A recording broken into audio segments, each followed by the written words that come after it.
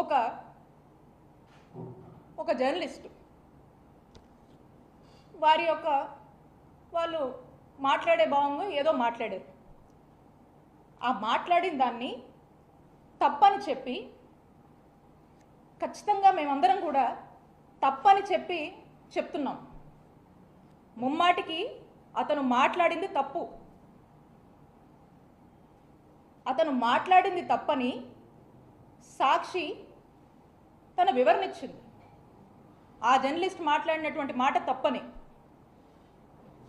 YSR Congress party అతని మాటలు తప్పని చెప్పి ఒక ప్రకటన కూడా ఇచ్చింది. నా వ్యక్తిగత అభిప్రాయం కూడా అతను మాట్లాడినటువంటి మాటలు ముమ్మాటికి తప్పే. దీన్ని మేము సమర్థించట్లేదు.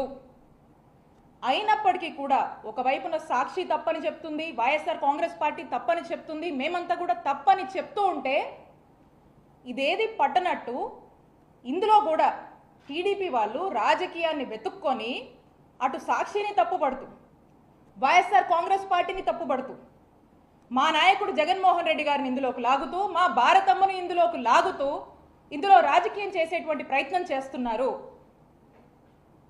మేము తప్పని చెప్పినా కూడా ఏమీ పట్టనట్టు ఇందులో రాజకీయం వెతుక్కొని చేస్తున్నారు.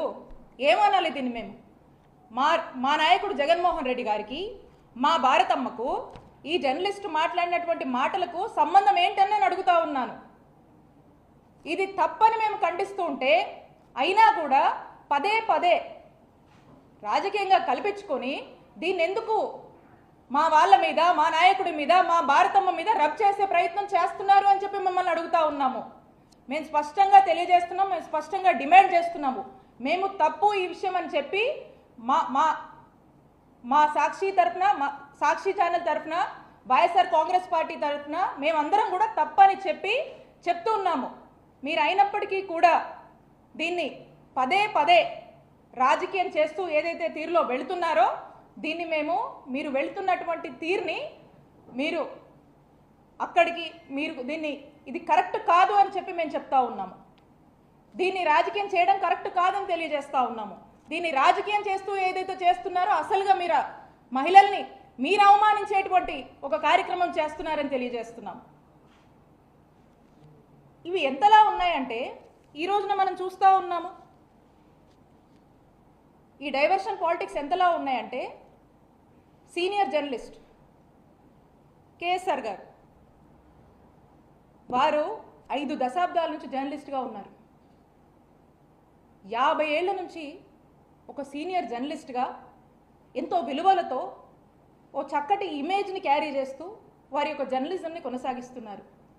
అలాంటి ఒక వ్యక్తి ఏ రోజు ఏ విషయంలో కూడా ఒక ఎక్స్టెంట్కి మించి వెళ్ళి మాట్లాడేటువంటి మనస్తత్వం కాదైంది. న్యూట్రల్స్ కూడా తనని అప్రిషియేట్ చేసేటువంటి విధంగా తన యొక్క జర్నలిజం కొనసాగించారు వారి యొక్క దీంట్లో.